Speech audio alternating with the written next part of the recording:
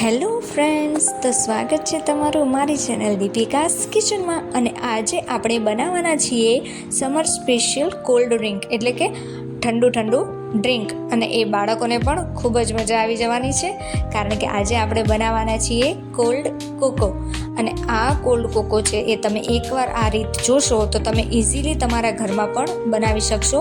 એનામાં કોઈ જ ઝંઝટ હોતી નથી, એટલે આ તમારા ઘરે પણ તમે ઇઝીલી બનાવી જ લેવાના છો.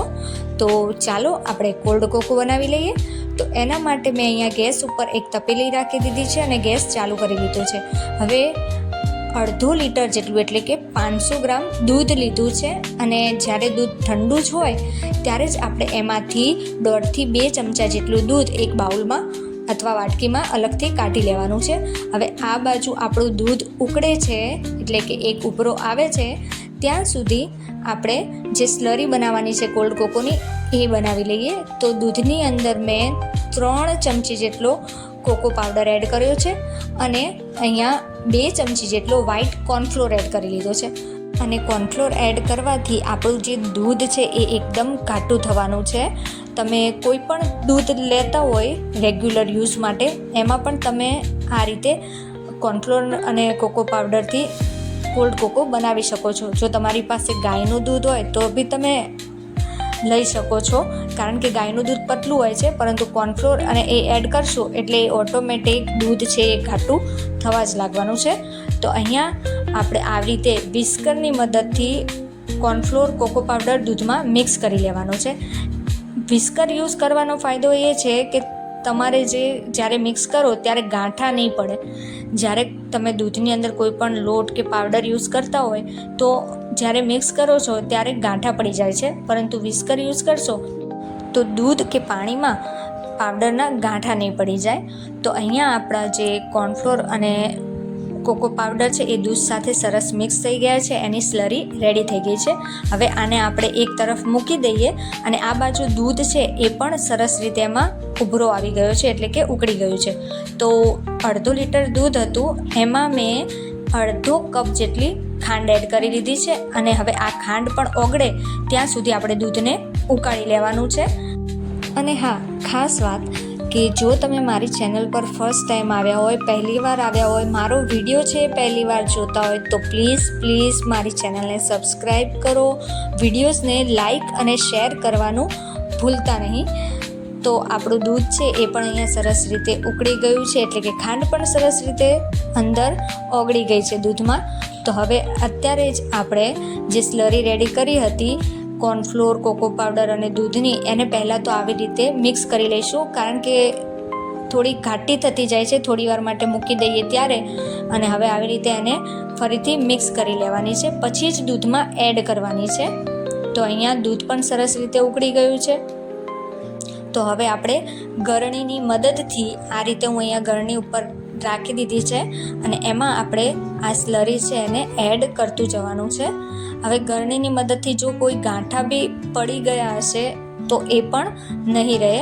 અને બધું દૂધ છે એ આવી રીતે એને ગરણીથી સરસ રીતે ચમચીથી મિક્સ કરીને આપણે દૂધ જે કોર્નફ્લોરવાળું દૂધ છે એ દૂધની અંદર મિક્સ કરી લેવાનું છે. હવે આપણે કોર્નફ્લોર અને કોકો પાવડરવાળી સ્લરી આમાં એડ કરી લીધી હતી, તો ગાંઠા દૂધમાં પણ ન પડે એના માટે આપણે ચમચાથી એને સતત હલાવતું રહેવાનું છે. અને આ બધું છે એ સારી રીતે મિક્સ કરી લેવાનું છે. અને તમે જુઓ છો કે ઘડીક વારમાં જ આનો કલર પણ એકદમ ચેન્જ થઈ ગયો છે અને એકદમ બહાર કેવો કોલ્ડ કોકો મળે છે, સેમ એના જેવો કલર આવી ગયો છે.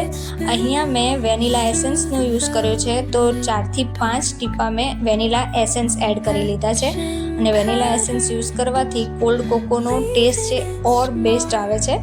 તો હવે અહીંયા 3 થી 4 મિનિટ માટે, કે જ્યાં સુધી આપણે દૂધની અંદર કોર્નફ્લોર છે એ સરસ રીતે પાકે નહીં, એટલે લોટ છે એને પકવવું તો પડે જ છે. અને એને 3 થી 4 મિનિટ સુધી આપણે એને ઉકળવા દેવાનું છે. હવે તમે જોઈ શકો છો કે આ એકદમ આપણો કોલ્ડ કોકો છે ઘાટો થઈ ગયો છે, પરંતુ હા, વધારે ઘાટો કરવાનો નથી. આ જેમ જેમ ઠંડો થશે એમ આ ઘાટો થઈ જ જવાનો છે ઓટોમેટિકલી.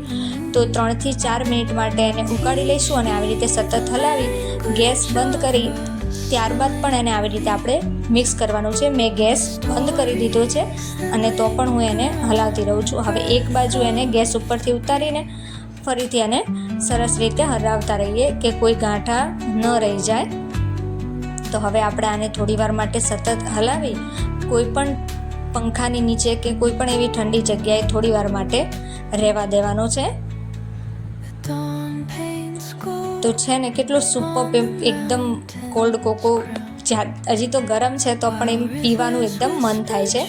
તો હવે થોડી વાર ઠંડુ થયા બાદ અહીંયા જો તમે આ ઓપ્શનલ વસ્તુ છે, તમારે આ રીતે ડાર્ક કમ્પાઉન્ડ ચોકલેટ હતી મારી પાસે, એ મેં થોડી એડ કરી લીધી છે. તમારે ડેરી મિલ્ક પણ યુઝ કરી શકો અને ન યુઝ કરવો હોય તો પણ ચાલે. તો અહીંયા મેં મિક્સ કરી દીધી છે. થોડું ગરમ દૂધ હતું એટલે કે ગરમ કોલ્ડ કોકો હતો ત્યારે જ એડ કરી હતી કે તે તરત ઓગળી જાય.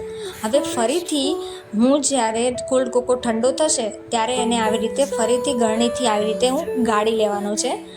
એટલે કે શું, ભૂલે ચૂકે પણ ગાંઠા તો નહીં રહે, પણ ભૂલે ચૂકે કદાચ જો ગાંઠા અંદર પડી ગયા હોય એટલે કે ગાંઠા રહી ગયા હોય તો એ પણ ગળણીની મદદથી આપણે એને ગાળી લઈએ એટલે એકદમ સ્મૂથ એવો આપણો કોલ્ડ કોકો રેડી થઈ જાય.